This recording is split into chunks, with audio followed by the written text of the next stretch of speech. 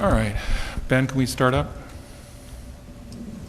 Good evening, Mayor and Council. It is now 7 p.m. and we are live online. Okay. Evening, everyone. Let me just welcome everyone to the council meeting. Let me call the meeting to order. The first part is since we do a hybrid meeting, we do a pledge now, I believe. That's right. Yeah, All we right. do the call to order. All right, so let me bring the meeting to order and let's do a pledge. All right, flags behind you. I pledge allegiance to the flag of the United States of America and to the republic for which it stands, one nation, under God, indivisible, with liberty and justice for all. Thank you.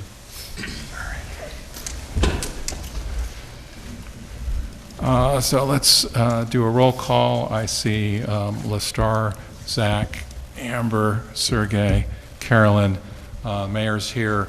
Online, I think we've got Paloma, right? Present. Okay. City Administrator is physically present. City Attorney Christian Gates is here. And I think Susan Tucker, are you online? It's our Finance Director. She is, Mayor. All right. I am. Thank you.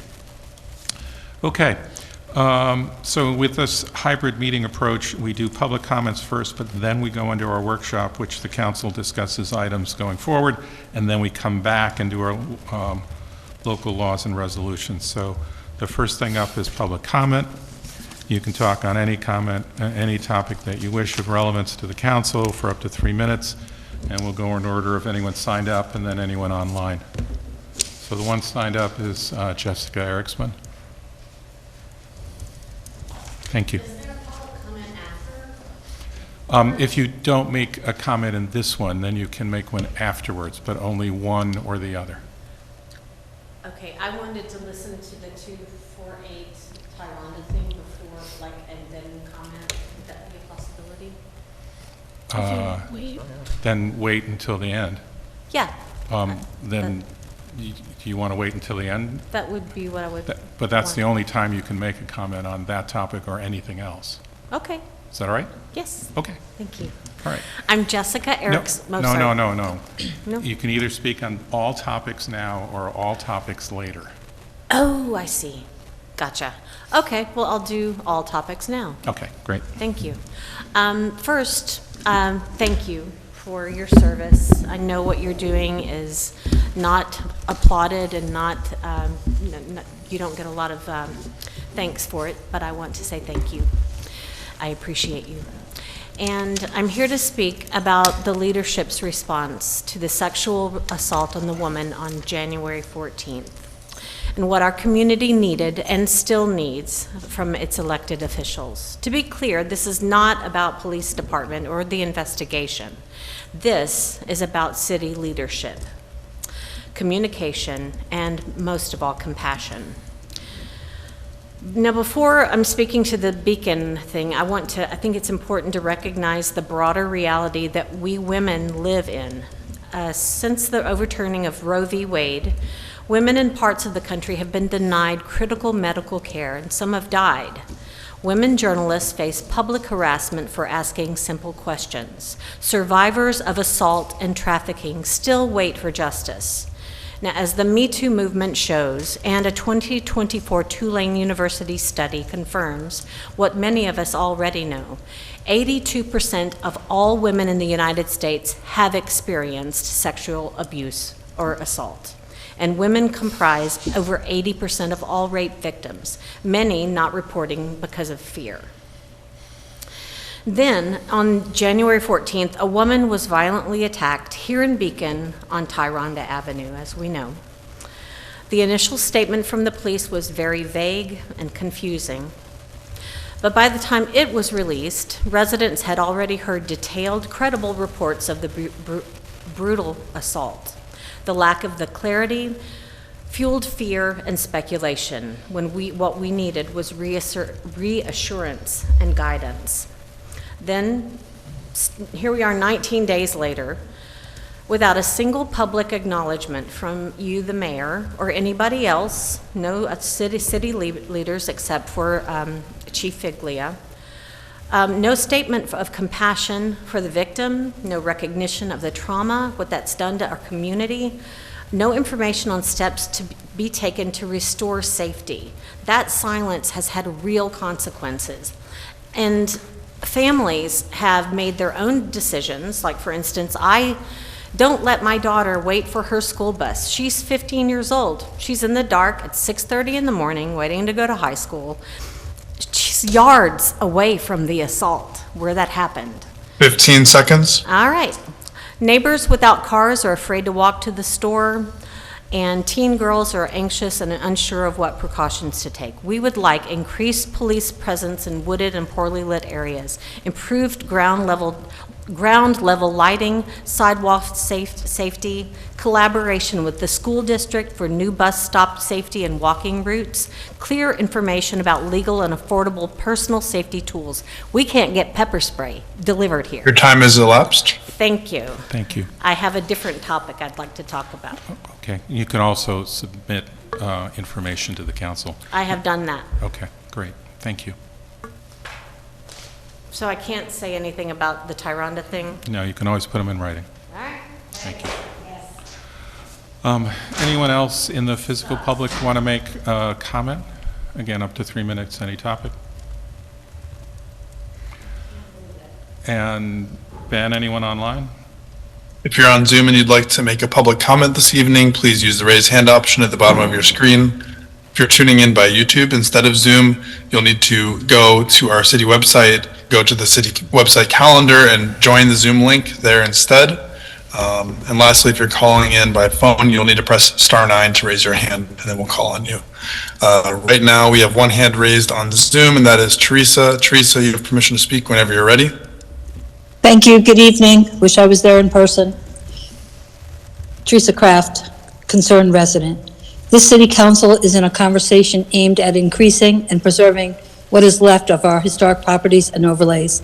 Yet this city lacks a proper and legitimate landmarks preservation and historic district commission, which many have asked to be put on the agenda for the betterment of our historic city for the past few years. Too many to count. Astonishingly, we might be the only large municipality within 90 miles of our state capital that does not have a historic commission, especially when every town and small village surrounding us has one. The historic property listed is this same idea that was presented to the council and to the public a few years ago, and nearly every proposed property opted out of the inclusion because they did not want regulations on how to improve their private properties. This proposal will continue to falter in our city if our city continues to fail in enforcing historic preservation codes. We must implement these regulations through an HDLO commission before making any changes to the city resolutions. After 30 years, the city has decided to implement bi-weekly hybrid meetings, which seems to move further away from clarity into uncertainty. How can new council members and residents be expected to understand the city's inner workings, codes, and procedures when it feels like everything is spiraling out of control? For the record, we should remember that the previous mayor and the council designated the city as a welcoming city and not a sanctuary city for the reasons we are currently witnessing. Following some of tonight's agenda items, I request that you please put an end to the efforts that seem to be prioritizing the financial interest of the developers over our community's well-being. Let's refocus on serving the tax-paying residents who live here rather than catering to the developers and to the temporary rental tenants. Our city's location was a significant hub during the Revolutionary War era, serving as a manufacturing site for war supplies, a fort, and a signaling point. Its name comes from the signal fires that were on top of the Mount Beacon and serves as a backdrop for this city. In the 1800s, the city transformed into a factory town and earned the title the hat-making capital, boasting nearly 50 hat factories at its peak. From 1902 to 1975, the Mount Beacon Incline Railway, known as the steepest incline railway in the world, with a 65-degree grade up, transported an estimated 33 million visitors to the summit of Mount Beacon. Unfortunately, this famous tourist attraction ultimately fell victim to fire and vandalism. If we convert the rail spur train tracks from the river to the Fishkill town line, into a light rail spur, we can create a destination that excites residents and attracts tourists. We do not need another walking trail in this walkable city, and I bet none of those solar panels were fully operational today. Beacon was designated a Preserve America community in 2005. Your time is Let's elapsed. get back on track. Good night. Thank you. Ben, anyone else online? No further hands raised on Zoom right now. Okay, let's go through the workshop, right? I think that's the next thing we do? Yes. All right. Yeah, sorry, I'm just getting used to this schedule. I was about to say let's do our reports, but we do that after the workshop. All right, so during workshop, we're going to review items just amongst council, and then we'll come back and do reports from council and mayor and administrator. I will make a remark on the ongoing ongoing investigation of the incident January 14th. All right, so first item is the discussion of bond resolutions. There's one for the water storage tank and then a couple for purchase of equipment. Christian, you're going to introduce this, and I think Susan is online to help us out too. All right. Thank you, Mayor. So tonight are 3 bond resolutions. Unfortunately, these were previously adopted by the council. Unfortunately, there was an oversight in not to city staff or our office, it was outside. But there was an oversight with the publication requirements, and so the council is being asked to re-adopt these bond resolutions so that the proper notification and publication requirements can be adhered to. The first one is for the Mount Beacon water tank storage project. This is subject to the State Environmental Quality Review Act. The previous council adopted a negative declaration on June 17th that it would not have a significant adverse impact on the environment. The purchase of the vacuum truck is a type 2 action because it's just the purchase of a vehicle. And then the other one is for Highway Department, and that is also a type 2 action, so there's no secret required there. If there's any questions, I'd be happy to answer them. And just if I can give some context for people wondering what this is about, when you pass your capital program each year, some of the items that we are going to purchase or fund through the issuance of bonds, we do a financing plan. So when the council passed its capital program back in June, we did a financial plan showing that these were authorized.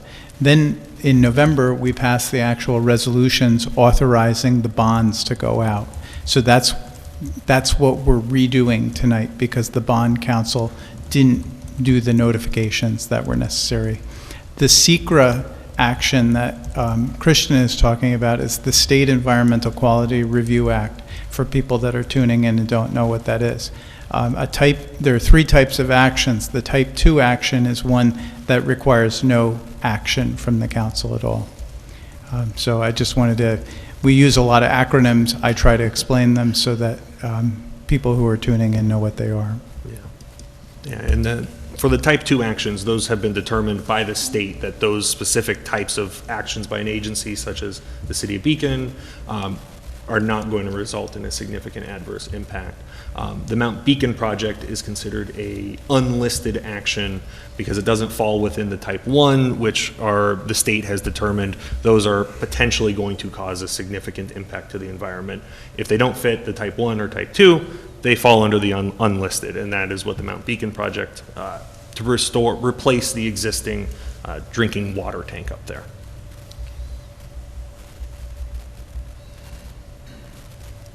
Okay.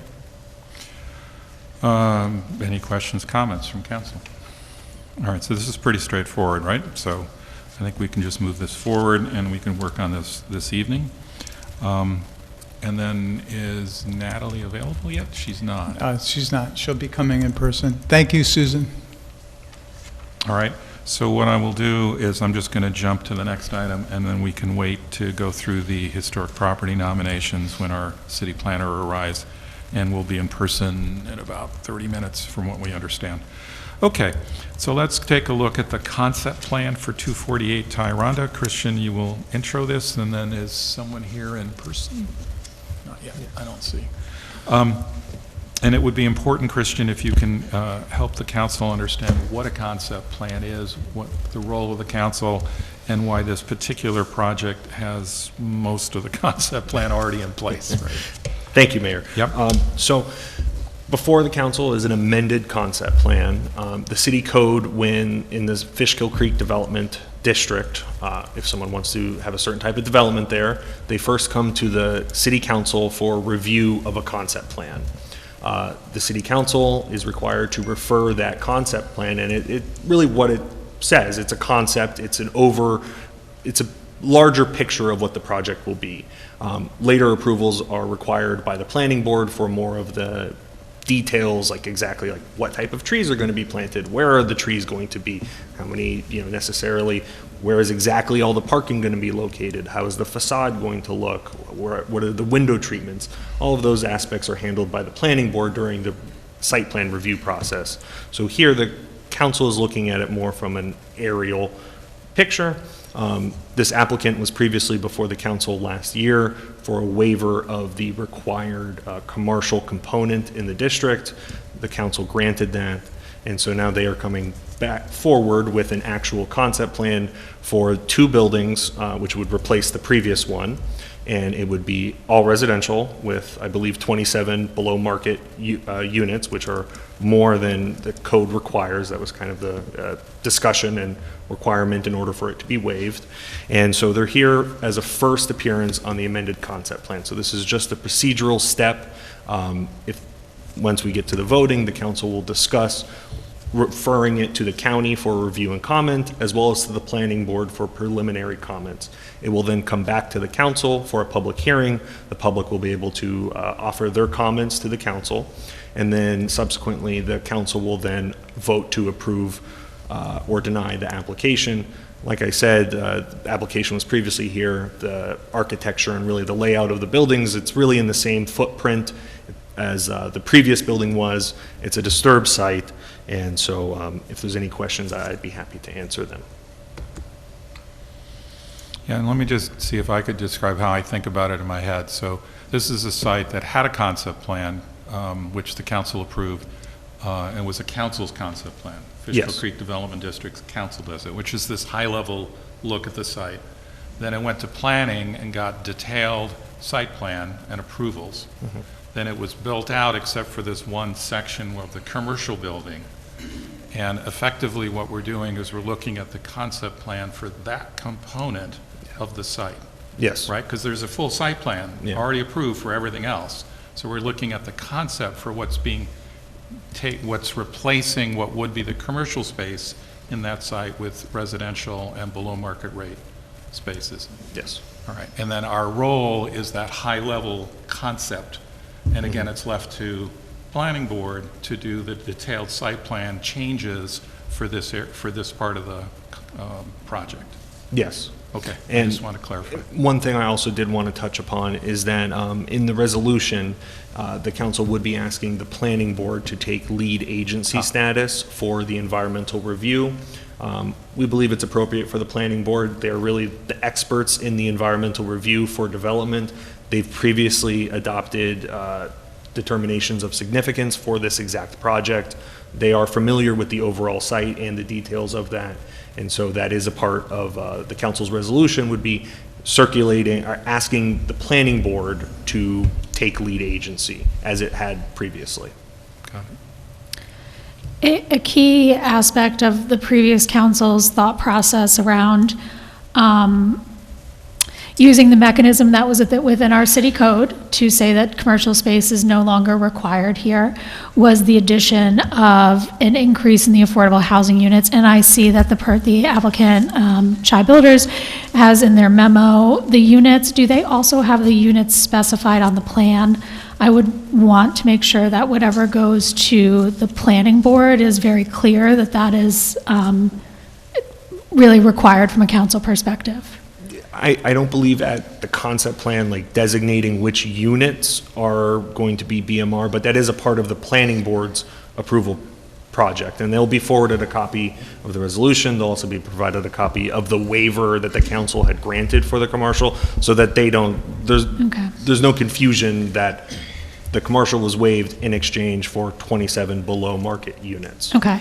Yeah, I just want to make sure that that thread continues through to the planning board as well as the commitment that we had from the applicant so that there's not a discussion of, oh, we only said 15 or, Yeah, you know. no, absolutely. And I'm Okay. in contact with my colleague Jennifer Gray, who she works with the planning board as their attorney, and we've been in her office is a couple doors down from mine, and we've discussed that, and she's aware. Yeah, of my that requirement. understanding is the prior council didn't do a concept plan officially, but set parameters, and those Yes. parameters should be reflected in the concept plan approval, and that goes to the planning board. Yes. Great, yeah, I Yes, thank fully you. agree. Yeah. And I'm sorry, if you would want to change the amount of apartments that are BMR, is that something that can be done? Because 27 out of 136 apartments does not seem like enough.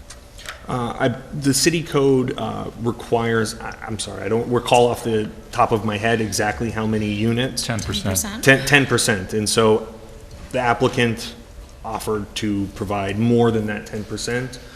Beacon is unique in the sense that many municipalities require below-market units once you hit a certain threshold of dwelling units. However, most of those other communities they offer some sort of trade back, like a reduction in taxes or some other kind of benefit to the applicant. Beacon does not. Beacon requires that without any kind of benefit or trade-off with reduced taxes. Yeah, I can add information to new members of the council. So we've been asked, we've had a number of experts come in, including the Community Preservation Corporation, which has done several 100,000 units in cities in New York. The Patterns for Progress, which we rely on for a lot of advice, the county and others, and all of them have given us examples. And as Christian has described, Beacon is one of the very few, if not the only one in the Hudson Valley area that imposed a 10% below market rate requirement with no benefit. And we've been advised that other communities that have gone to that percentage or have gone higher have done a give back. And a typical give back would be either a reduction in the taxes, a reduction in the assessment, or an increase in the number of allowable units. In effect, what the council did in the last time when we approved the high-level concept plan was to waive the commercial requirement to allow additional units to be constructed, and that could afford a larger percentage of the below-market rate. As we understand it from the experts that we've heard, it's several $100,000 a unit today to build an apartment of any kind. For a rate to be below market rate effectively means the remaining units must subsidize that apartment. And there's only so much room, and what we've been advised is the range is in the 10 to 20% range. I have heard no one say that you could go higher without having state supported either bonds or tax credits or other things at the state level to have someone other than the locality and the builder cover all the added expense and the lower revenue associated with it. So I just wanted to provide that to council.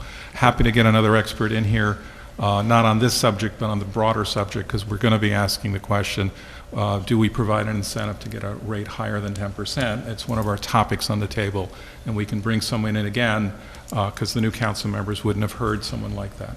All right. Yeah. And one additional point is that there's already BMR units in the other approved buildings, and so the total number of BMR units will be 35. Yeah, there's 8 in the other ones. Yeah, I read it. I'm just curious as to why the number was so low. And of course, affordable housing and below market value is not always affordable when currently a 2-bedroom is going for $3,000. Yeah.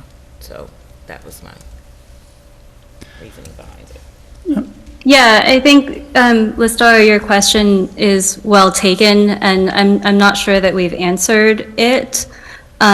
Christian, I'm well aware in my understanding of the process we went through last year and which meetings we discussed directly with developer, how far we could push on how many more affordable units we could ask of them. Can you please clarify, is there any point in this process moving forward where that conversation could happen again with the developer? Or are we, or is there another creative way to think about this? It would be difficult at that stage, considering the waiver previously granted and the record that has been created. At a certain threshold, and it's a fluid threshold, it does become a takings, and that's precluded by the United States Constitution, and so there would have to be some sort of give back in order for it to be constitutional to require that restriction on land use to have more BMR units. Yeah, I think we've already debated and voted on that topic, right? And we were given options of, this many additional units, you can get so many below market. If you added some more units to be built, that would afford additional below market units. I think the council made a choice on a range of the total number of units, and as a result, the percentage that could be below market rate. And that, I think we've already decided. So unless you want to raise a motion to rescind a prior council's decision, I think we should just move forward on this one and consider the concept plan itself, which is what's before us. If we do want to pick up the topic, we can certainly do so in subsequent sessions when there isn't a decision by the council already in this area. Yeah. And Lee, can you share what the estimated timeline is for inclusionary zoning to be back on our agenda? Yeah, so what I had suggested was we do something relatively straightforward at first, which is the historical ones we brought forward, and that's to give the new council members some opportunity to kind of get their, whatever you get wet when you're new at doing something, right? To get, your toe in the water. And we think that's fairly straightforward. The topics that we have after that are either the Fishkill Avenue Concept Committee, which people want us to bring forward, the short-term rentals and the further restriction of them, and the percentage for affordable, to consider that with a benefit. Quite honestly, I'm willing to take those in any particular order. I will ask the planner when she's here in what order she thinks she can prepare them, but I'm expecting all of those to be brought forward this year, right? For what it's worth, I think inclusionary zoning would be the most urgent on my priority list, just for those 2 cents. I did have another question in regards to this site plan. I'm recalling that in an earlier phase of this process, we were able to execute a certain level of scrutiny of the developer to comply with our timeline and sequencing to ensure the below market rates units that already exist were properly advertised and occupied. I am wondering if there's any leverage at this point that the council could exercise to make sure that the current property owner is complying with any other relevant rules and regulations. I've been hearing from constituents, particularly around potential violations around sound ordinances in terms of construction schedules and timelines, and also a lack of timely plowing and other maintenance concerns. I don't know that these issues can or should be connected, but I wanted to bring that to the council's attention as we consider this. Yeah, I appreciate the different topics. The only thing I would add is this is the second portion of a concept plan in front of the council. And again, our decision is about whether this change from commercial to residential and the size of the buildings and where they're going fit as a concept. The concept plan doesn't include all those, any other elements. If we want to take those up, we certainly can, but I don't think, unless the attorney advises me otherwise, that this is the appropriate part in the discussion for that. No, at this stage it isn't. I mean, if there are complaints about plowing or things like those, that can be reported to the building department. Right. But in terms of what is before the council, and specifically tonight, it's more of a procedural aspect to get it started. Like I said, there will be public hearing on the concept plan, and then there will be a site plan review and approval process by the planning board. Yeah, I think the underlying thing that I'm getting at here is that there's a strong lack of trust between this property owner and the community. And if there are specific ways that we can build accountability into this process, I think that would benefit everybody. Well, so again, I would follow Christian's lead, which is if there are specifics that are involving kind of daily maintenance, then that goes to the building department. As for the other details, they should go to the planning board and the site plan. We have a very limited role here, and I'm sorry, but we did decide this once, and all we're doing is finishing the rest of that job to see if the units that we agreed on kind of fit in the general space, and that's kind of all we're doing here, right? I do want to acknowledge some of the previous council members who advocated for keeping the business commercial space, and also some residents. I have personal experience, with working for One Nature. Our lease has expired, and after 13 years of being off Main Street, we are moving the design studio to Newburgh, just kind of underlining lack of affordable, creative, flexible office space in Beacon. This particular construction, the way it was designed initially, would not support that.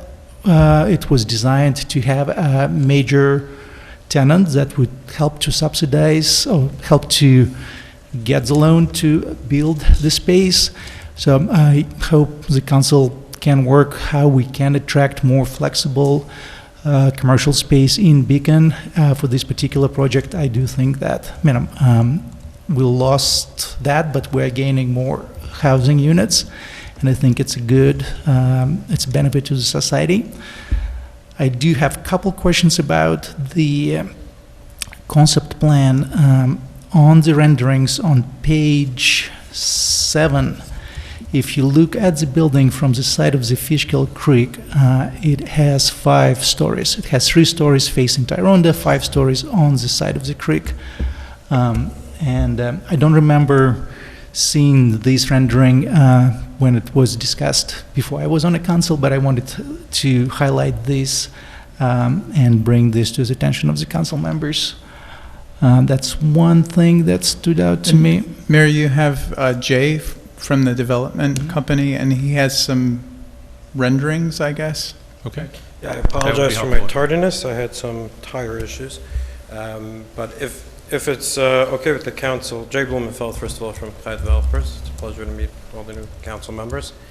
And Happy New Year, if we could still say that. Yes, I apologize. So we submitted a bit of a slideshow, which includes the renderings, and I also included some of the previous slides that we showed the council in December, but being that there's new members, I thought that we would just run through it quickly. And it has some historical images. I don't know if we can make that full screen, but this is, the first slide over here is a old aerial view from pre-2010, I believe, which just shows what the site was previously. So the Tuck Industries site was actually made up of 2 parcels. This was the northern side of it. They were industrial company for many years prior to the site being demolished. So this is the northern half of that site, which is the site that we own today and have started to develop. So just to give context to what was there, you see the orange, line, which is the current road that we call Arno Drive. We called this site the Arno, which is taken from the Arno River in Italy. But if we move to the next slide, it should show this slide, and the following one is just pictures of what was on the site, just for reference, so going way back in time before they were demolished. This is when it was still active. The next slide is just looking south, I believe, from Tyronda Avenue. And the next slide is a picture of, Ben, if you could get the next slide. This is a picture looking south, a drone shot above the creek. of what the buildings that stand today look like. The Greenway Trail is obviously in front of the building and is very much active and open for the portion that we finished. And the next few slides, if you go one more. So this slide is a good overview of what the site looks like today. So we haven't done any construction on the site since CO, which is a little over a year ago. And this is how it's been. We have the construction trailer in the corner of the construction site, but the finished parking lot is what it's been since CO. We have a half-finished foundation for what was Building 100 in the corner, which our concept plan utilizes it the way it looks like in the picture today and the way it looks like in person. And if we go one more, I think it's a view from south looking north. Oh, I'm sorry, it's a straight overhead view where you could get a good look at the disturbed area. And the concept plan really focuses on the disturbed area, not increasing the disturbed area, and just connects from the foundation further to the north. I think the next one is a view going north, looking north, excuse me. Again, same picture with the creek and where the Greenway Trail will continue in front of the property. And if we go one more, and I'm sorry to go fast. If anyone wants to see any of the views, we could go back. So can you just stop there? Yes. So help me understand that page. The two existing buildings are to the right? Yeah, so building 200 and building And the 300. and the what would be the commercial one is on the pad to the left, and now you've added a building kind of in between? Correct. So And- it expanded the commercial footprint by a drop, where you have the building all the way to the left, but that is the footprint of, that's the foundation that's there today.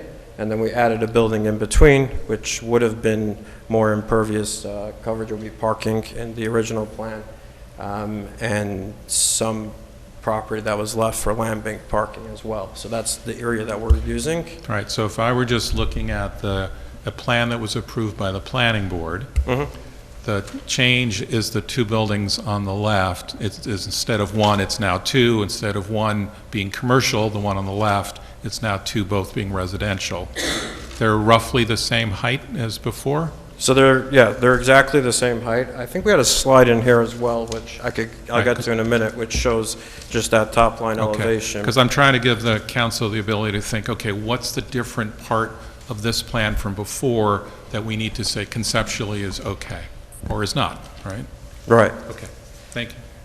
Can I ask a follow-up on Building 100 there? So I had heard that for Building 100, it was originally a two-story structure. It's a three-story structure now, but we're saying the height is the same. Is that accurate, that it was originally supposed to be a two-story structure? It went back and forth. So because it was a commercial building, it was originally approved as a three-story structure, and that would be, so there's an interesting way it works with the elevation, because when we say it was originally approved as a three-story, it was a three-story plus a cellar level, which if you walked behind the building where the Greenway Trail is planned, it would essentially be the cellar plus 3 stories, totaling 4 stories. So that plan was scaled back because of a code issue specific to commercial buildings, which was a debate then in terms of fire truck access and how many roads it was needed and so on. That was the reason it was scaled back to a 2-story building, because we were under the impression, at least at the time, we might need a second road completely out of the site. So that's the reason we changed it to a 2-story building. This is essentially a 3-story building till you get to the southernmost side of the site, where the actual topography of the land goes down significantly, and Tyranda is still quite above it, and you would have 3.5 stories in front by the southernmost section, which would end up on the back section. We had a cellar level, a basement level, plus 3 stories. So it's the whole topography and the way that it flows with the land kind of gets a little funky. The concept that we built this around was how could we get to a sustainable amount of units while building the infrastructure that was needed, which in this case, the really the biggest cost is creating the underground parking, which is the only way that we could balance the two, of having enough parking. Sorry, I'm not sure that's a concise answer to my question. So I'm still failing to understand how a two-story building and a three-story building are equivalent in height. Yeah, do you have, so in our previous discussions, you had a grade view where you showed what the heights of building 100 compared to 200 and 300. I think that would probably answer Zach's question. Yeah, let me, Ben, can you go to 12? There you go. I don't know if it's possible to zoom in a little bit. It might be easier to look at that screen, actually. But okay, 1 minute, we're I'm getting going to try and lost. zoom in. So this view, which Ben will bring up, has a elevation view from Tyranda. That's what I figured.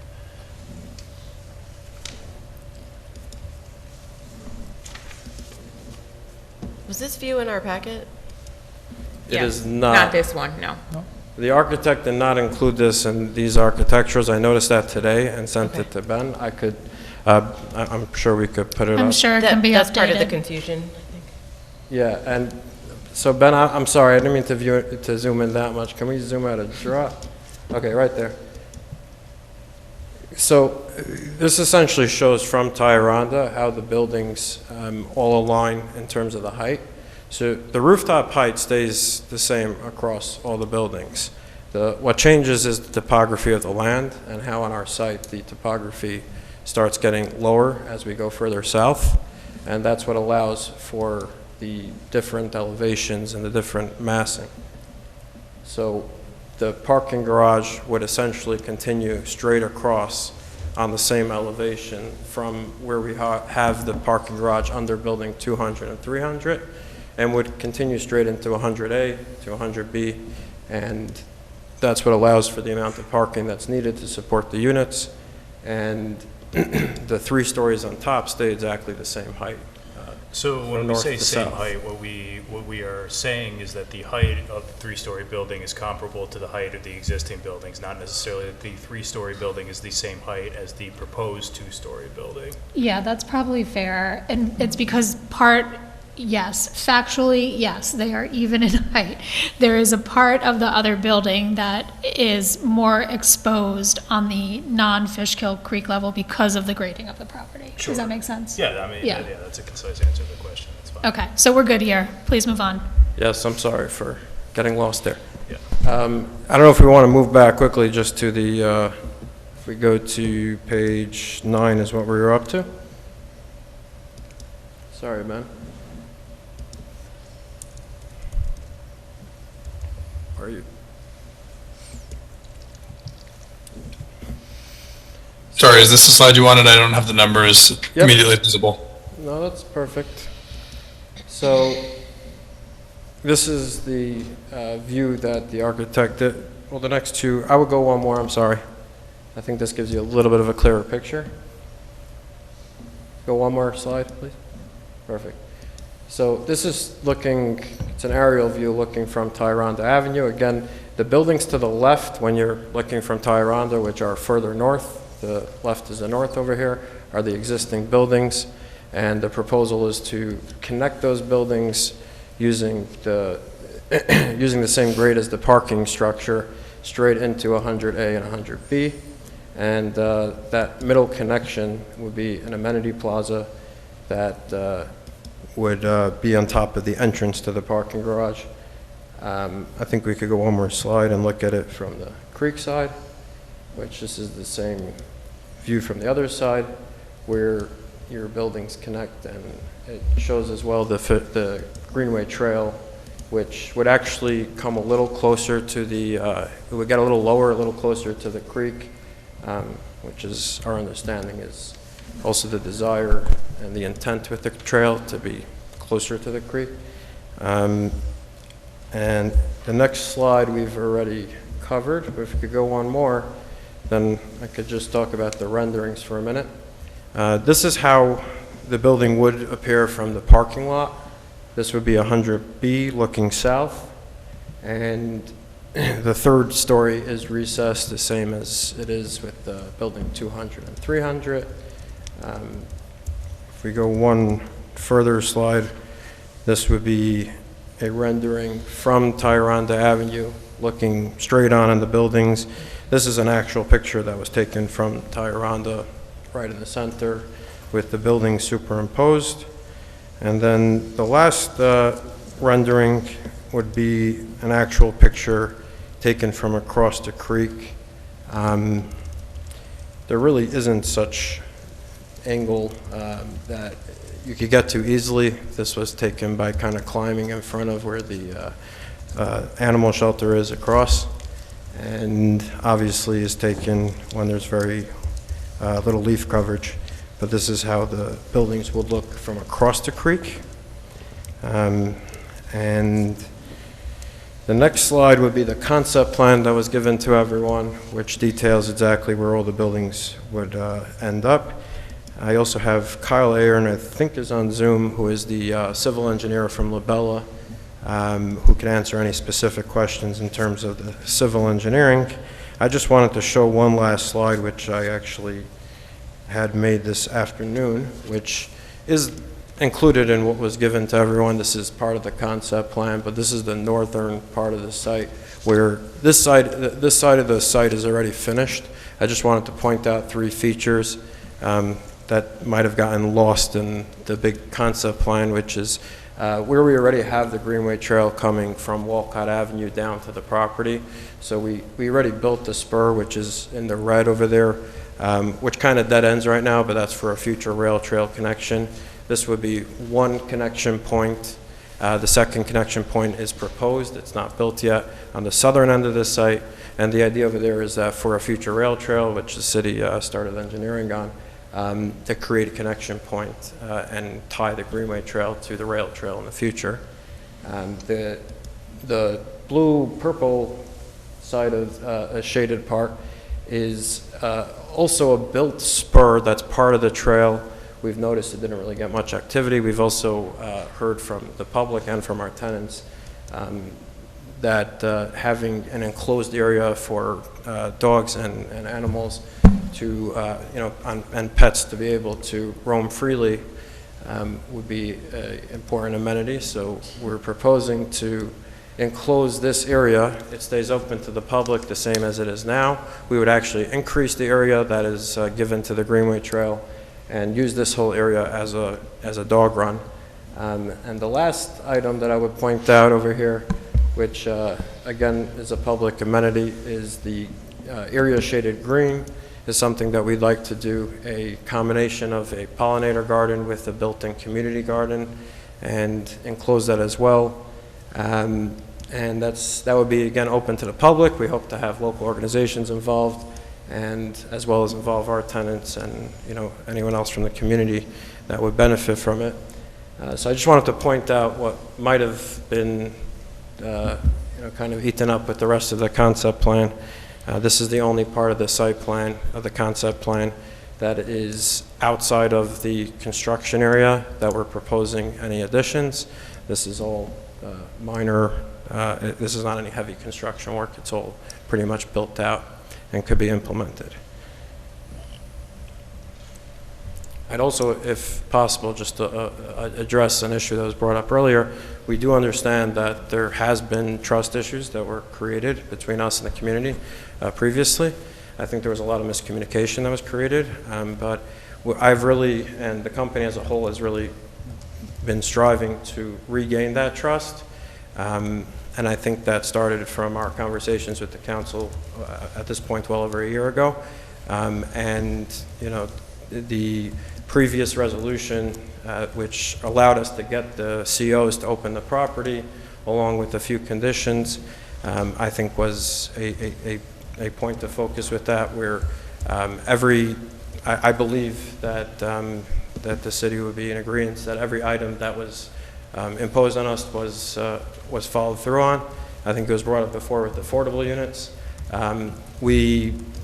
We spent a lot of time and money making sure that those BMR units were properly advertised and sent to all the proper entities within the city and surrounding the city. And we were very happy when 8 out of the 10 first tenants were those 8 BMR units. We intend to do the same, whether it's imposed on us or not, but we intend to do the same when we're able to open up the second phase of the building. And I would also mention that I think all 8 of those BMR units were locals. I don't think anyone came from outside. So we're here to work with the council. We want to be proud of the project. We are proud of the project. We want the council to be proud of the project. And we appreciate your time. Yeah, my only comment would be, I mean, I'm just observing that space, which is the extra part that we're looking at. And given the number of units that the prior council approved to get the higher percentage of below market rate units, it seems to me that the envelope of the building makes sense given the number of units you're trying to do. I recognize that it may not be two-story anymore, but because it kind of fits with the rest of them, that makes sense to me. I'm not sure what else in a concept plan other than the location of it, the spacing relative, the relative height, any kind of major amenities that you described. I'm not sure I would ask for anything else for a concept plan at this stage. All right, I appreciate that. I would also point out that I believe that every building in the Fishkill Creek district today, I think every single one except for maybe one that's a historic older building, has been built with, I think, 4 full stories on the side away from the creek and 5 stories on the other side, so I think this is in line. And one other point is that we had previously, I think in the previous iteration, one small change that we've worked with the architect to try to artfully accomplish, an issue to rectify, I should say, is that we didn't want the back of the building to just be a wall that people that are enjoying the Greenway Trail, which we're very proud of the trail. It's a much wider span than anywhere else, and we want to continue that and make it enjoyable for the public. We don't want them to be walking next to a garage wall with louvers or fake louvers, so we were able to kind of incorporate the units to come down to that level but still be separated with a certain elevation difference and plantings and so on. So I know it's a large rendering, it's a little hard to see, but that's one change, I think. The rest is pretty much the same elevation that we showed last time. And we are open to any comments or suggestions, questions that if we could improve the plan, we'd love to. So in Resolution 117 of 2025, the City Council has passed, it was decided that the developer will do a connection pass between the Greenway Trail and proposed Beacon Trail, and also considers the feasibility of constructing a trailhead parking lot.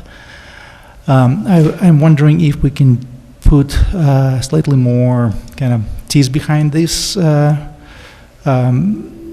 some responsibility to actually do this feasibility of constructing a trailhead parking lot and have some requirements and reporting back to us about what was done, how it was studied, and what our results of that study was.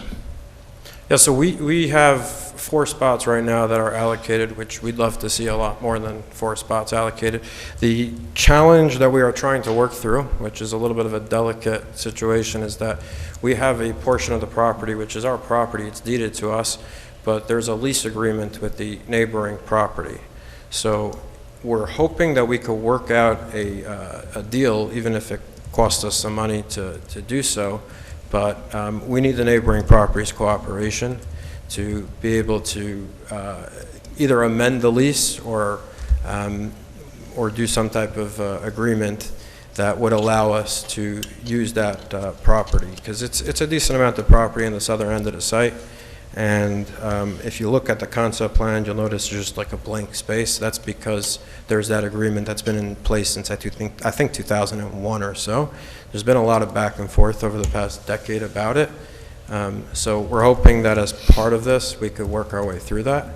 If we are successful, we're going to be able to give more parking. That's really that's the truth of the matter. Okay, other questions, comments? I just want to thank the previous councils and everyone for, I know this is probably the most discussed property in the history of Beacon, and I miss watching the videos on 1.5 speed, honestly. But I think the planning board will help. I'm looking forward to passing this on to the planning board. I'm looking forward to having something that isn't just a blank slab there, because I think it would be good to get some eyes on the street, and having people living there will be better than having nothing there right now. I just want to acknowledge that I have heard criticism, and I appreciate the work that everyone has done to address the criticisms and to find something that might not appeal or appease everybody, but it's a lot of work. So I think we should pass this forward to the planning board. All right, and that is the one vote that we would have later in the evening, would be to refer the concept plan to the planning board and to the Dutchess County Planning Board, which is the only decision we would make tonight, right? In addition, in connection with that, it would also be scheduling a public hearing Right. and then asking the planning board to take lead agency for the environmental review. Yes, thank you. Thank you. Appreciate the reminder. One quick note, I just remembered about it on environmental assessment form, part 1, page 10. It says that there is no dam on the property. I'm not sure that changes materially anything, but I think that was inconsistent with the conditions on site. Yeah, I think Kyle's on the line, but we'll take a look at that. It's been interesting because the county thinks there is no dam. We do own the dam there. But we'll address that. I appreciate you pointing that out. Yeah, the one comment for Sergey, because you raised the issue of that, the end of the lot as it adjoins the next lot to the south. We're beginning early conversations with the Fjord Trail, and we're starting to do some work on our own rail trail.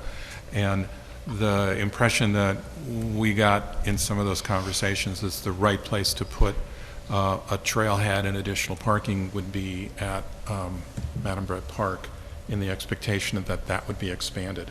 And so I'm happy to talk with you some more about that. The reason I know that lot was the portion of your lot that adjoins the sister's property was left that way was because of the need for connecting all the parking when it was an active track. I don't know what it will be going forward, but I think it's an area where it will be of interest. But my own personal view is that trailhead at Madam Brett Park would be the kind of the logical place that a lot of people would use it, because they would want to go on the Fjord Trail, they want to go toward Main Street, they'd want to go toward the train station. And I'm not sure this one is ideal, but again, I'm just putting out ideas, right? Because we were just having this discussion last week, so. Yeah, I think the one thing we assume at least is that that section definitely won't have any buildings on it. So once you could get to both sites, it would be silly in a way not to put something that's useful to the community there. Everybody okay? Again, the only thing we're voting on, as Christian has reminded me, is referring this concept plan to the two planning boards, county and city, giving lead agency status to the county, to the planning board, and setting a public hearing. Okay. And I did want to note, I have been taking notes of the council's questions and their concerns. Okay. Thank you. Everyone else okay? Can we move forward to the next item? Yes. And Mary, you had the city planner in. Okay. Natalie, do you want to come up, please? Welcome. So we're going to back up one now that the city planner is here, and we're going to talk about historic properties. Thank you for coming in person. Good evening.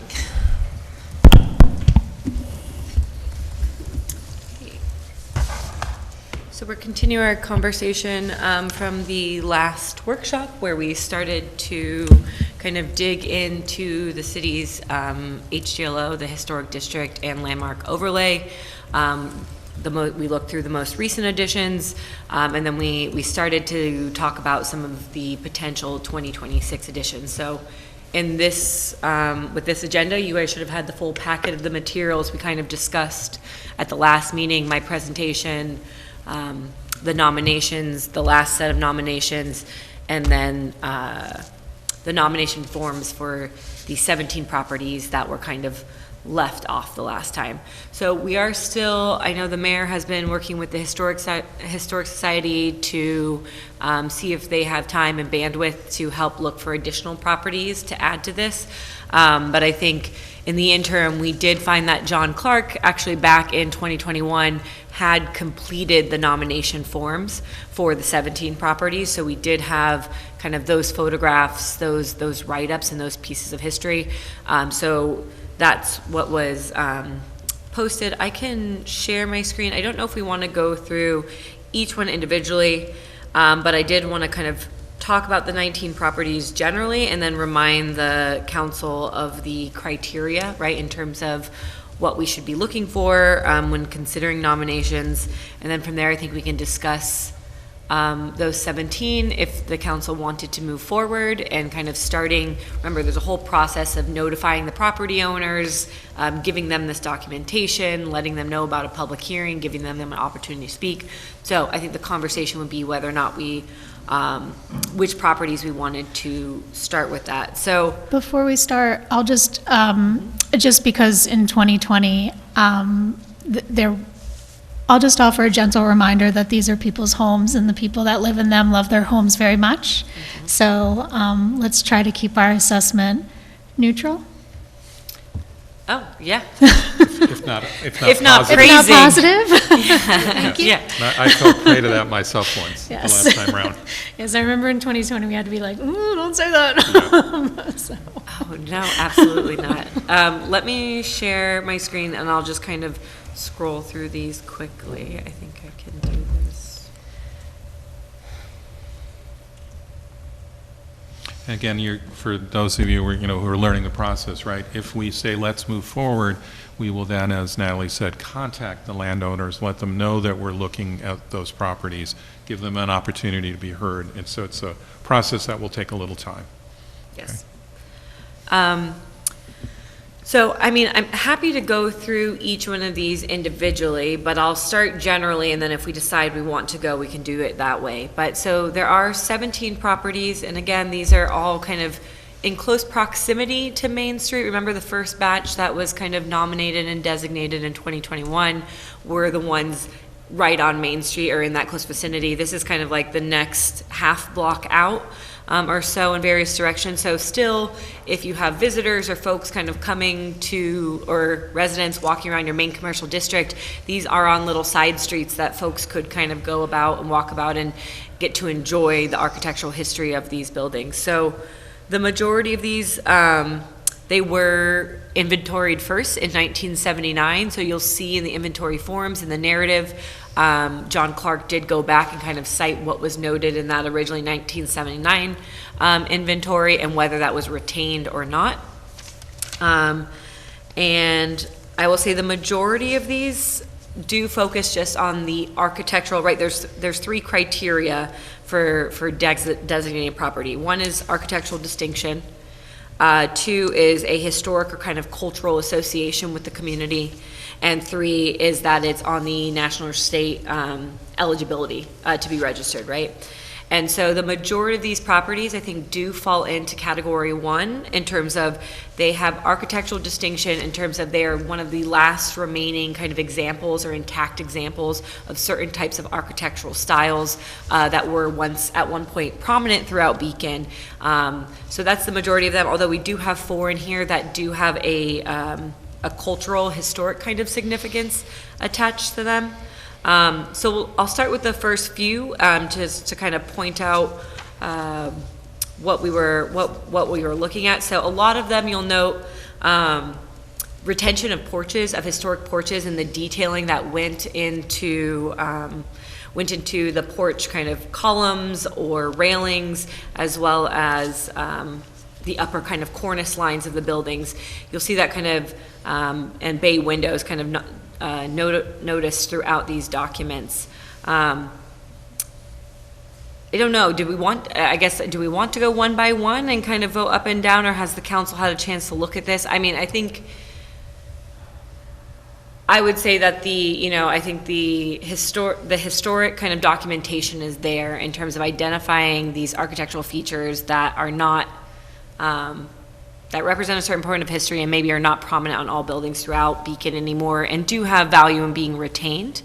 I think where there may be some conversation, I guess, or what's worth talking about is if there was one that the council felt wasn't rising to a certain level that we wanted to pull from the list. And again, we still have additions potentially coming, but I don't know if it's, you guys have a busy agenda, so I don't know if you want me to go through each individual one of these and talk about the architectural characteristics. I mean, I read about them and. Okay, we posted the material, so I didn't know if everyone had a chance to kind of go through. No one, I mean, I'm not a historical architecture expert by any means, but it was interesting reading about the history, and none of them stood out to me as, they all had something to add to it, so there isn't one that I could pull up, but can I just go back to, so we have the 17 new ones to look at, and then there's the other grouping in your packet? Yeah, the other grouping, those were already designated. Okay. So the ones we went through, and they're in the packet, and they're labeled as 2020 designations. So what happened is, back in 2020, is John Clark at that time went through, looked at the 1979 inventory, the historic one, and he pulled out 35 properties kind of in the vicinity of Main Street that still retained their distinguishing features that was identified, right, in 1979. Yeah. And they just kind of got split into two groups. Okay. So the other lists are the ones that were already designated. They're already in your HDLO. They are protected. Okay. These are the other 17 that were not designated at that time. Okay. So for the previous group, I just had one question. 172 Main Street, is that still standing? Yeah. That's still the one on Cross Street? Oh, no. Are you thinking Four Cross, the one behind the building that's being built? Yeah. That came down, and we didn't put that in there. It was viewed as sort of like pretty plain. The other one that wasn't put in there, if you know what the airport building is, which is the one on the first block of the north side of Main Street, but off Main. It's sort of a gray structure with a bunch of apartments. That also didn't come in amongst the group. And again, was viewed as sort of like nothing fabulous.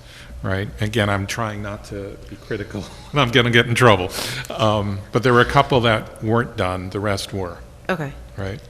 Yeah, I just couldn't. That was the one I couldn't place when I was trying to 172 Main Street. Yeah. Yeah. So you did have 18. Looking at the package that's titled 2020. What was it? It's titled 2020 HO nomination forms. There was 18 different properties in there, and 3 of them did not end up, they were nominated, but they didn't make it to designation. Okay, that clears up what I think. Okay, thank you. I don't have any further questions right now. I guess if I looked at that, I think we're focusing mostly on the 17 properties from the 2020 inventory that are listed as potential nominations. So within our packet in the slide deck, it's page 31, slide 15, and then the subsequent photos. A couple of these are statused as red, 20 and 22 South Ave, and 331 Verplank. I believe the 331 Verplank is because the view is obstructed. I don't know about the ones on South Avenue. Do we know why those were considered red? I mean, my inclination is to kind of go forward with the greens. Give me an example of a red and a green, and then we'll define what those colors mean. They may not be the ones you think. Okay. Which one? So these two right here, 20 South Ave and 22 South Ave. So Natalie, could you do page 34 of the council printout? And that's got pictures of all of them. I don't know, it's right at the front. I don't know if I have the same, I mean, I have individual documents. I don't know if I have the same. Yeah, so Ben, could you do page 34? Let me see. It's got pictures of the new batch that we're looking at. Yep, I have it. Hold on. Right? From my presentation, where they were all put on one slide. Yep. Yeah, let me pull that. Yeah, Okay. 2 pages. I got it, sorry, Ben. Either of you can get there. So, yeah, 1 page further in. 2 too many things on my screen. Because when we get to South Avenue, Zach, you had this question, we looked it up and answered the question. Right, on South Avenue, now you can see on the screen, there's one property on Commerce Street, right? That's the one top left. That's tucked away on Commerce. And then there's 4 on the east side of South Avenue. The first 2, 20 and 22, are coded red in the inventory, which means there definitely should be, Ah, okay. right? And then the 2 that are on the top right are coded green, which means might be. And then I know that yellow. sounds So it's the really opposite, backwards. yes, yes. All right, but that was the 1979 inventory, that's what they used for coding. Yeah. So red means Well, that's super definitely. intuitive. It's Okay. really helpful. I know, right, because Zach got asked this in an email, and we went through it and looked it up, right? Okay, And thank so you. the 2 in the bottom I found that left- confusing because I was like, those look like really like great examples. I don't know why we're saying they're red. Yeah, those 2 are stronger examples, Yeah. and the 2 on the right are okay, Okay, but not thank as you. strong an example, right? Yeah, the only thing I would say is, this looks like a good bunch, I'm okay moving forward. There's a couple on the edge for me. For instance, the one on the page on the right, the South Avenue one, is a small home. I know it might be of historic significance, but just remember, we are imposing some restrictions on the homeowners in terms of what they can do. So we just have to be a little bit cautious, because there's a trade-off that we're doing here. The other one is the Forrestal home, which is the one opposite the Hebrew Temple on Fishkill Avenue. We should be careful if the reason we're doing it is because it was James Forrestal's home and not some feature of the house, that if we don't identify the features, then that would allow more flexibility for the homeowner as to what they could change. Yes, Right. and that's kind of what's in the write-up right now, saying that, the architecture has been altered, aspects of the building have been altered, but that it is an important kind of U.S. piece of history in terms of the city, or the first U.S. Secretary of Defense was born in this house, right? So it is noted, but I think you're right in terms of going back to last meeting's presentation. The code specifically talks about preserving distinguished features, right, or identified features. So. Right.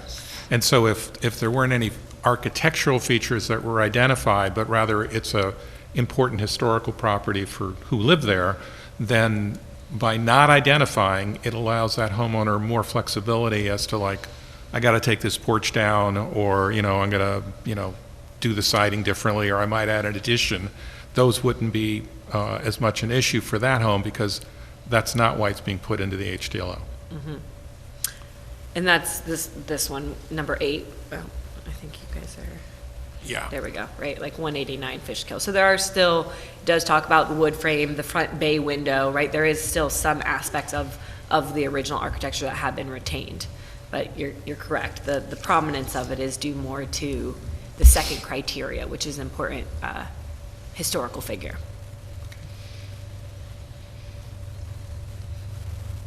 And that is the same for kind of that it talks about in terms of, there's architectural components to 331 Verplank and 26 South Chestnut, but those are 2 of the ones too that the form focuses on their kind of prominence within the community of kind of cultural centers for the Beacon's Jewish community and Italian community, and why they should be designated. But there is still some tie back to the architecture of the building as well.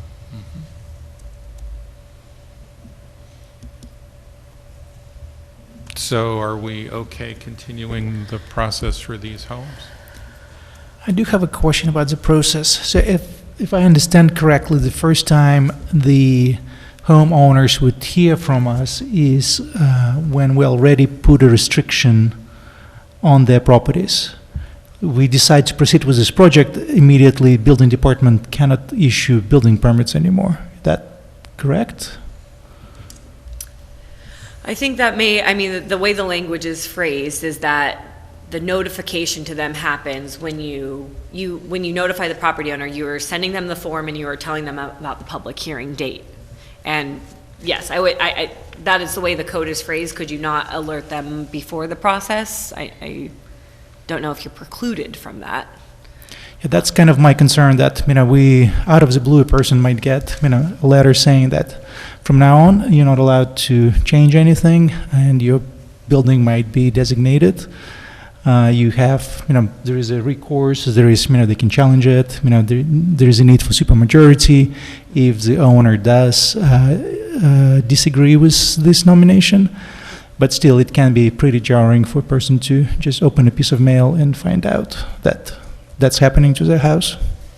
Yeah, and I think the intention of that is so that if someone was to hear about this process, that they wouldn't automatically go and change something to kind of subvert the process, right? That's why as soon as the proceedings begin and the consideration, it is a temporary pause on significant modifications to that building, on building permits, for the month or 2 months that the council is considering those nominations. That's correct. I think that was wouldn't created, impact any interior, because the interior is not subject to the historic preservation. So if somebody with one of these homes is redoing their kitchen, by all means, they should be able to proceed. Yeah, let me pull up the exact language of 130. That makes complete sense to me. The language is broad, and it says no building permits. So I think it would have to be potentially an issue of determination with the building inspector. Okay. In interpreting it, but the language is broad, and it says no building permit shall be issued until the Okay. council makes its decision. Yeah, but I think Councilmember Grant's comment is common sense, right? I'm taking a wall down inside to, expand a room, or I'm doing something in the back where we know the HDLO does not apply, right? Or renovating a kitchen, or doing Yeah. fixing an HVAC or something like that in the house, right? Like, that would be permitted. Well, I guess though the law doesn't allow for that level of common sense if it states that no building permits are allowed. Well, I think we would have to discuss with the building inspector to confirm, Okay. but it would be the building inspector's interpretation. He's responsible for enforcement, but I think we could have that discussion, because yes, if someone needs to replace something because of an issue or something like that, Yeah. shouldn't be precluded from it. Again, like Natalie said, the intent is to prevent someone from receiving that notification, rushing to get a building permit, to then defeat the reasons why the architecture has been noticed. So one way we could go forward is we could ask the building department, are there any open permits for any of these properties? I think the answer is likely to be no, but we don't know. Would the council be willing to move forward on the process if we said, let's check on that first, let's ask the building inspector, are you going to use common sense here, or are you going to read the letter of the law? And if they say they have to read the letter of the law, we can alter it, right? Because we can clarify. Would that be okay? And then start the process up? Yes. Council? Yes. Okay. All right.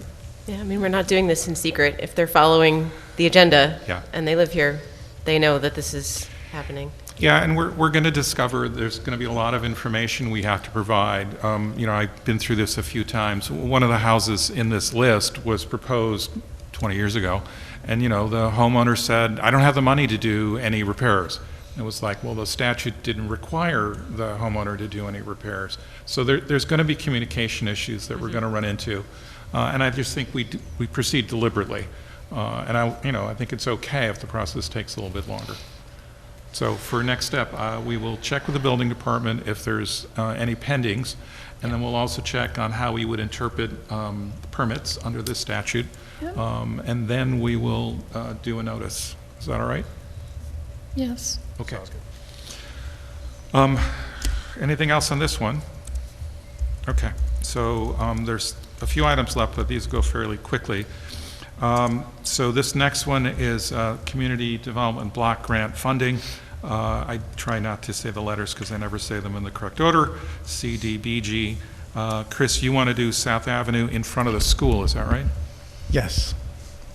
Ben, can you pull up the slide deck? So in your packet, you have the slide deck that I'm going to be showing, as well as the eligibility map for the Community Development Block Grant Program. As we discussed when you set the public hearing for the next meeting, where we're going to receive comment on this, each year the county administers federal money that comes to the county and then is distributed to is distributed to the municipalities. I'm going to walk through some of the projects we did so we can talk about what we've done in the past and what we're proposing this year. The picture you're looking at is looking at South Avenue, and that is the east side, which is one of the phases that we did, and across the street is one of the earlier phases that we did. Ben, can you go next slide, please? Thank you. Thank you. Our proposed 2026 project is to replace the deteriorating sidewalks in front of the South Avenue Elementary School. So it's on the east side of South Avenue, basically between West Center Street and then the northern boundary of the school property. It's about 450 feet. Our application is due on March 3rd, which is why we're rushing through this. They moved up their application process. I did get in our letter of intent by the deadline, which was today. We got that in last week. And we think the estimated cost is around $180,000, which is in the range of what we receive each year. I did talk to Superintendent Matt Landau about the project, and he's supportive. I'm hoping to have a letter for the for the next meeting. Ben, can you go to the next? So we went out and looked at the sidewalks. They look like they were probably constructed 30 or 40 years ago. They're basically at the end of their useful life with cracking. Ben, next slide, please. There's a couple areas where they've been chipped off. Ben, next slide, please. And then there are trip hazards. So on the left, you have a divot.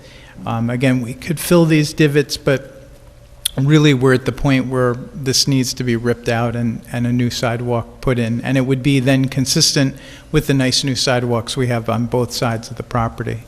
Next slide, please, Ben. So just to give you an idea of what we've been doing in the last 5 years, we've received just under $1 million in CDBG funding. In 2021, we did Hannah Lane sewer rehabilitation. We used our $210,000 for that.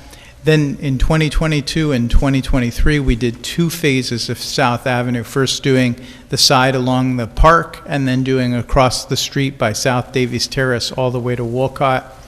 In 2024, we went from South Avenue over to the Recreation Center and replaced the sidewalk on that stretch. And then this year, we're just about to put out to bid. The 2025 money wasn't approved, and we didn't have a contract until late December. So we are now queuing up that bid so that that work can begin, and that would, excuse me, replace about 560 feet of sidewalk between South Avenue on Wolcott Avenue and the entrance to the Beacon Housing Authority. And so the photo that you see is the sidewalk that we did in 2023 before we did the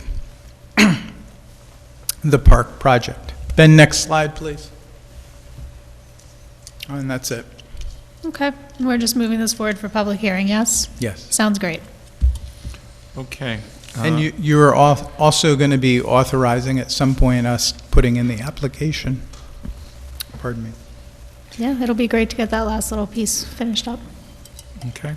So the last 2 items for the workshop, Christian, if you could lead us through those. One concerns parking, standing, stopping. I know that's a minor item to explain.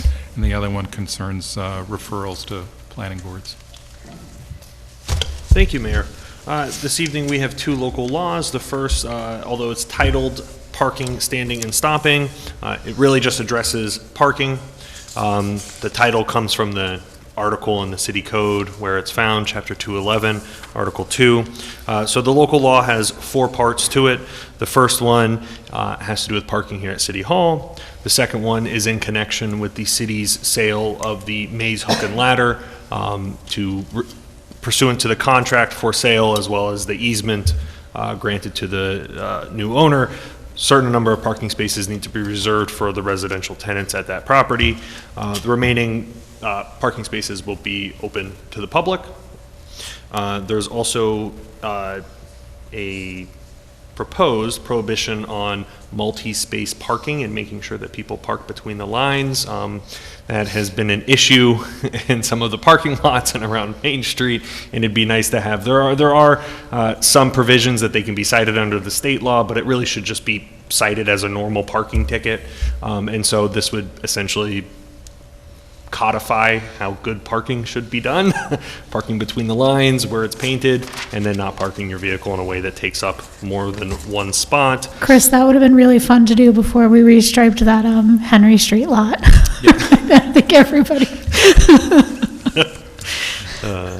And then the last aspect of the local law is just extending a no parking area on the northern side of Main Street at the intersection of Fishkill Avenue. Teller's on the other side of Main Street. Under the city code, it's 30 feet. However, due to some sight lines and just turning radiuses needed for emergency vehicles, it's already striped there at 60 feet. And so this will just be codifying the striped no parking within 60 feet of the intersection inwards. And then the second local law has to do with, sorry, I have all my papers here. So if there's any questions on that first local law, I would like to be happy to discuss them. All right, and then the second local law has to do with referral of certain items to the city planning board as well as the county planning board. So currently proposed changes to the city's subdivision chapters needs to be referred to the county or the planning board as well as the county, and this would modify the planning board referral timeframe to just really get it in line with what is standard practice under state law, as well as for whenever there's changes to zoning amendments. So under New York State General Municipal Law, Section 239M, any zoning amendment that is a text amendment, so you're amending like the text, the dimensional requirements, what are permitted uses, boundaries of zoning districts, parcels that are within a certain zoning district, creating a new zoning district. That's required to be referred to the county as well as the planning board. Both provide a report to the city council on what their opinion are. The county may come back with comments, the planning board may come back with comments. Both might say, no, this is good, do what you're gonna do, or they might say, don't do it. And so the intent here is current code requires some procedural hurdles that are not necessary under state law, and so the intent is to just kind of have this more of a streamlined process that just follows state law, which is really what all other municipalities do. And so an interesting aspect of the zoning or the amendment to the referral process is typically zoning laws need to be referred to the county in order to even take action on it, but actually the city has an intermunicipal agreement with the county which exempts these types of administrative just procedural changes to the zoning code. So this amendment is not subject to county referral. It is subject to planning board referral. It is also, unlike most zoning laws that you'll see, require an environmental review. It requires a determination under the State Environmental Quality Review Act if there's going to be an impact. This is not. Because it is administrative, because it's procedural, it actually doesn't impact the environment. It just has to do with procedure. So this is kind of a unique law that doesn't have any two of the things we usually see with these types of laws. Everybody good with those two? Again, they're pretty procedural, right? This is going to reduce the number of referrals up to the county, and the county just sends back, it's a matter of local concern. Yeah. Exactly. Right? Yeah. We're kind of reducing those, and that'll cut the time down. Yeah, exactly. Okay. And also the IMA that the city has with the county, it already reduces some of those referrals. I believe every municipality in Dutchess County has entered into some form of that agreement to try and just acknowledge that a lot of it is just a local concern. Okay. Okay. I think that's everything for the workshop. Are we ready to shift back to council meeting? Mm-hmm. Okay. Let me go first on reports. I just want to read, I won't read the whole thing, but the statement by the chief of police that he posted on January 30th. I'm just going to read 2 paragraphs from it. And so this concerns the January 14th case from Tyranda Avenue, which is how the police chief refers to that, because he's very cautious about it. Since January 14th, your police department has been working nonstop to investigate and solve this case. We have spent untold hours poring over evidence because the absolute best thing we can do for this community is to solve it. Members of the department are going to bed thinking about the case and waking up doing the same. I'm not telling you that for any reason other than to say that this is currently the absolute top priority of the department. And then he also says, as a lifelong Beacon resident and a parent of a young woman myself, I understand how upsetting this incident has been to everyone in our community. While I wish I could share more, I have always been extremely careful not to contaminate investigations or release information that could be harmful to victims. Unfortunately, at this point, the most that I can do is refer back the information that we have released so far and to once again emphasize that we're devoting all available resources and investigative techniques, including assistance from other agencies, to this case.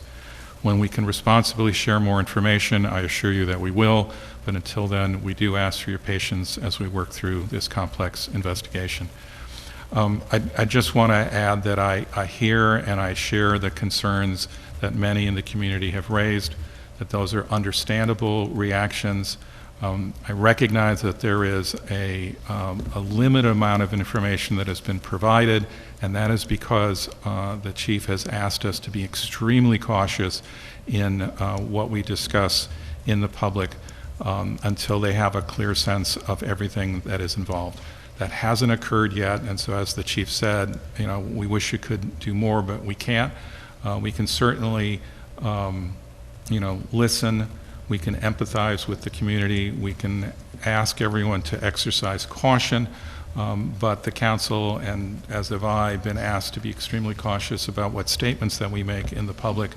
You know, I just want to stop there. I'm sure that I've left something out. I'm sure there are more things that I could say, that other council members could say, but know that we're extremely concerned, we are interested, and we certainly understand the community. So I think that's the only thing I would add, and I'd look for comments from the rest of council. Why don't we start with Lestar and we'll work our way around? Is that okay? Sure. I don't have anything new to report. I would like to thank the city for the removal of the snow. You can't hear me? Can you hear me now? Yeah. Okay. I said I don't have anything to report other than I would like to thank the city for the removal of the snow and their diligence in doing that, as well as our residents for cleaning their sidewalks. This was a very big storm and everyone worked together to get it done, so I appreciate that. I don't have office hours, as I always state. My time is yours. Call, text, email. We'll schedule to meet whenever you're available. Yeah, I would also like to echo the city's response to the storm, as well as individual citizens. Most people did a great job of clearing their sidewalks in a timely manner, and I thank you for doing that. I also had office hours in the past 2 weeks where I had some productive conversations, so thank you for everyone who engaged in that. I also want to thank the constituents who met with me this Saturday outside of office hours. We had a productive conversation, and I thank them for their time. And as always, echoing Lestar's point, please reach out to me, and we can set something up at any time that's convenient for you to discuss your concerns. I think that's all I have. Okay. I would be remiss if I didn't thank all of the city workers for their valiant efforts on the snow. I really appreciate it. There was so much of it, and I know they worked for days, 24 hours straight until probably Wednesday or Thursday. And so I hope everybody is getting some well-deserved rest. And that we don't have any more snow, don't want any more. I wanted to see at the beginning of, I think, the 2024 term, we had done kind of a council priority exercise, and I would be happy to kind of recirculate that document. Nobody can fill Molly's super organized shoes, but if people are interested in that, I can send that around, and you know, we can maybe have a discussion at a future workshop if that works for you. Sure. All right, that's it for me. I do want to second the request for council priority discussion and as well to start the process for the comprehensive plan. I do want to thank the crews. It was amazing what they did, removing the snow. Acknowledging that the primary responsibility of the council is local affairs, I do want to share my dismay at what is happening in Minneapolis. Scenes from the street remind me the violent crackdown of pro-democratic protests in my Belarus, which is dictatorship, and this hopefully still not. Also, as a former reporter and documentary filmmaker, I'm further disturbed by the federal forces attacking and arresting journalists. On a lighter note, a number of Lunar New Year celebrations are coming up to our community. I encourage everyone to check them out, experience cultural and ethnic diversity of our city, as well as support the organizers, many of whom are immigrants. Specifically, I want to highlight Beacon Spring Celebration of Light, also known as Lantern Parade. It will take place on Saturday, February 21st, starting at 5:30 at Paul Hill Park here. Then will be a parade and a celebration at the yard. There are free public lantern making workshops happening every week. More information at beaconspring.org. This time is, especially with this weather, is very trying for many residents. I want to remind people that city has a comprehensive list of food and nutrition resources available on the city website. There are grocery pickups, deliveries, hot prepared meals from Beacon Backyard, Mutual Aid, Fairground, Open Arms Christian Ministry, and others. Please go to the city website. There is a lot of resources available for our residents. And lastly, my office hours, Tuesday, February 10, 6 to 7 at Trax at 1 East Main. Thank you. Thanks. All right. I also want to thank the Highway Department, and I posted something on social media, and I want to say that I was called out for not also recognizing the Water Department in their hard work on clearing up the snow, and that's why I don't like to name individuals to thank, because I'm always going to forget somebody else. So I know also the police officers and so many city workers helped clear out the snow. That was a lot. That was a uniquely hard storm. So I appreciate, I'm sure Chris will give us the numbers of overtime hours spent on that cleanup. And thank you to everybody who looked out for your neighbors. I just want to extend a congratulations to the Howland Public Library. On January 23rd, they received a $10,000 grant from Assemblymember Jonathan Jacobson to update their space. And I also want to extend congratulations to Fairground. I know that they are celebrating 1 year of Friday night dinners at the Presbyterian Church, and every Friday I try to make it, and every Friday I do not make it because it's the end of the week and I'm exhausted. So thank you for continuing to do that. I just want to let everyone know I have office hours scheduled for Sunday, February 8th. They were rescheduled. They got canceled twice because of snow. So Sunday, February 8th from 12:30 p.m. to 2 o'clock p.m. will be at the Howland Public Library. Me and Dutchess County Chair Yvette Valdez-Smith will be meeting with the public. And you can also always email or call or reach out. And then thank you, Sergey, for all the information on the celebration of light. Finally, I just want to say, in case you missed it, Beacon Rec is opening registration for Camp at the Camp and the new Memorial Park Summer Days program on February 24th. That's a little bit earlier than they usually do, so I'd like to thank the Recreation Department for getting that open earlier so people can start making their summer plans. So take a look out for that. And I just finally just want to say thank you, Lee, for what you said about the incident on January 14th. It's been really hard not to comment on it because I respect the ongoing investigation that the police are doing. But I will say I really appreciate the community who came out to look out for each other and keep an eye on each other's safety. That's really important. We're going to learn a lot about what happened. I hope we will learn more. And as we do learn more, I hope that we will be able to take specific actions to address what happened. But until we know more, the best thing we can do is look out for each other. And then Paloma? Thank you, Lee, and thank you all. I'm going to add my thanks to all city workers for the removal of snow, and your diligence and hard work is seen and appreciated. I am rescheduling my monthly office hours. I was not feeling well this weekend, which is why I'm also remote today. And I had to cancel my office hours without proper notice. I believe I have now connected with everyone who I missed yesterday, but if you are interested in connecting, anyone is welcome to reach out to me via email at pwake@beaconny.gov.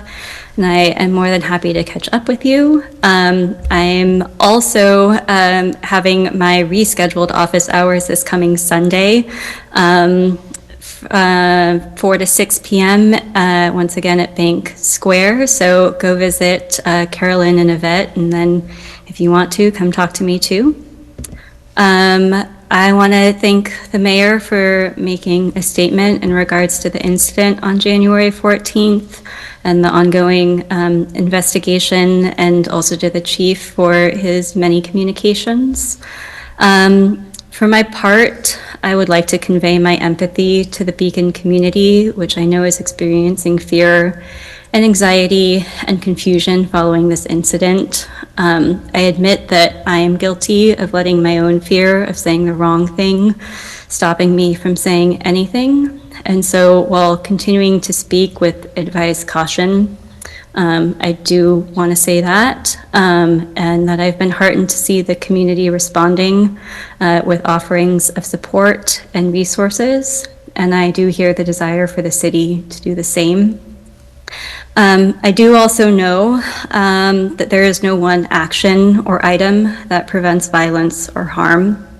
As recommendations come to me, I will pass them along to the public as I'm able, with the caveat that these are potential resources and not a full solution.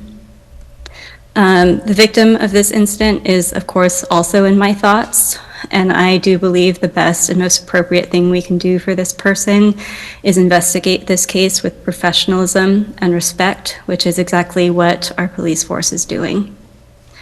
I welcome anyone to reach out to me to discuss this and any other city matter. And I also want to express my appreciation to my colleagues.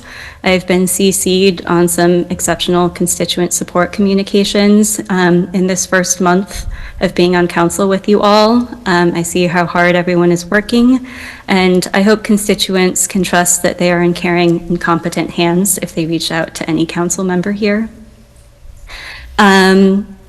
In closing, I will say I am interested, Amber, in recirculating the priorities document, so that would be welcome.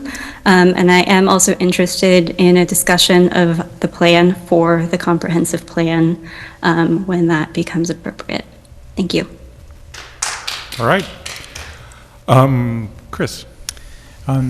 Thank you for all the kind words about the snow response. I will echo that. Thank you to Highway Superintendent Michael Manzi, to the Highway Department, the Water Department, the police who were out helping to move the handful of cars that didn't move. I also want to thank the Fire Department, which went around and cleaned off all the fire hydrants and helped people get those unearthed. We have hit at around 800 hours of overtime to deal with the storm. It was a long storm. It came down quickly. There isn't a lot of place to put the snow, so as many of you know, our crews worked over 2 nights to remove snow from Main Street. They're still cleaning up some areas of the city. They did so in all of our public parking lots, and they did an outstanding job. We're building a glacier to down on Dennings Avenue to try to mitigate global climate change, so we hope that will be there till August now. And I would just say I also want to thank the public. People were very, very compliant with the no parking order. I don't think we towed more than 5 cars. And that's an amazing thing for a community of 14,000 people.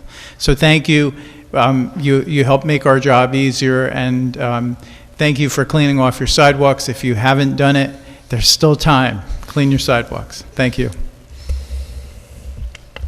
All right. Okay. Let's do our laws and resolutions. So the first one, so these are the cleanup ones that we discussed earlier in workshop. So Resolution 18 is authorizing bond issuance for the construction of the Mount Beacon water storage tank, or at least the correction of the issuance. Can I get a motion and a second? Motion. Second. So that's Amber and Lestar. Would you add anything from our discussion before? We're just correcting some bits and pieces we left out, right? Correct. Yeah. Yeah, this is just correcting that so that it can be republished and renoticed and move forward with the project. Okay. So all in favor of adopting Resolution 18 regarding the bond for the Mount Beacon water storage tank corrections, say aye. Aye. Aye. Aye. Thank you, Paloma. Okay, so the next one is a similar cleanup of a bond issuance. This one is for the purchase of the vacuum truck. Can I get a motion and a second to do that cleanup? Motion. So that's Sergey and Zach. Second. and Zach.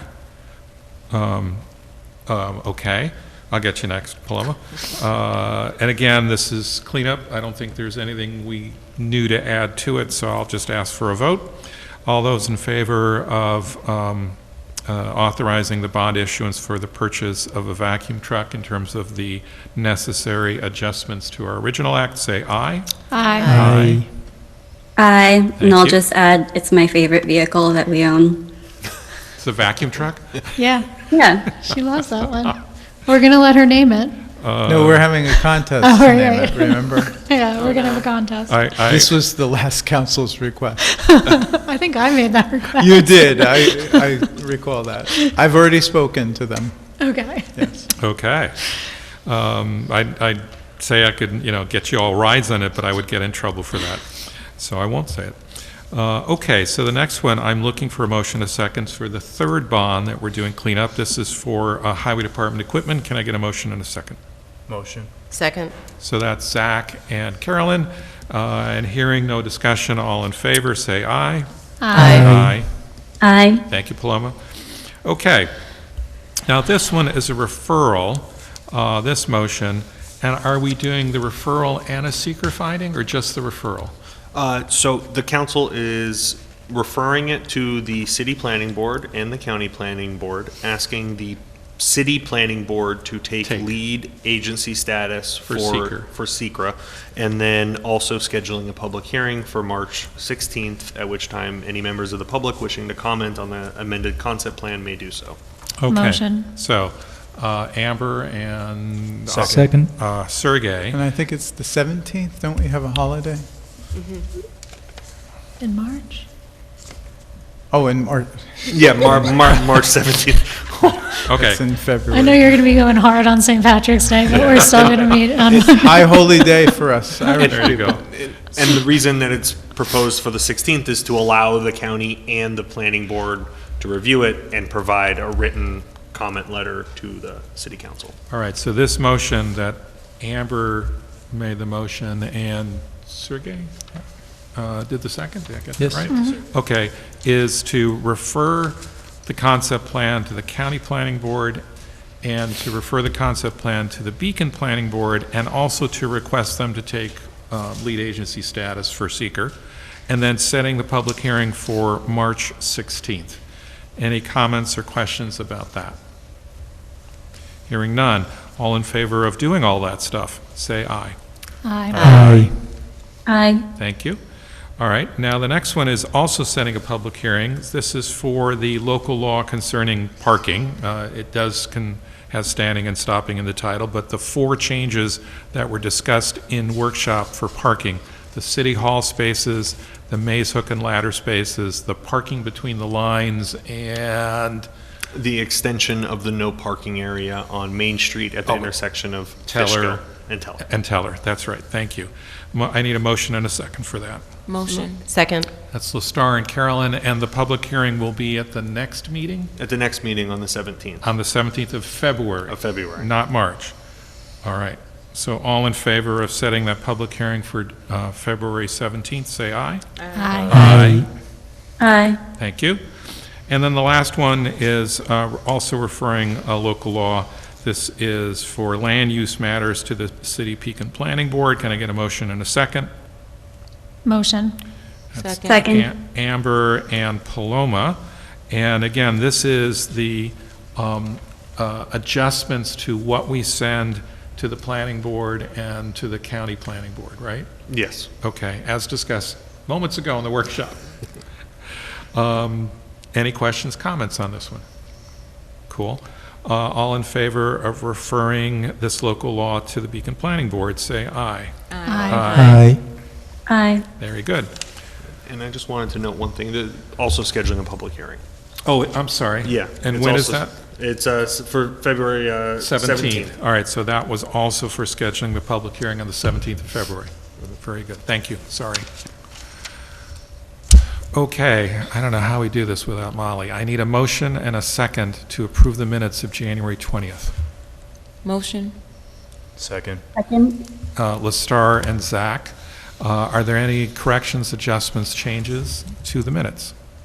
All right, all in favor, say aye. Aye. Aye. Okay. This is the second opportunity for public comment. If you didn't make a comment on the first one and would like to make one now, this is the time to do so.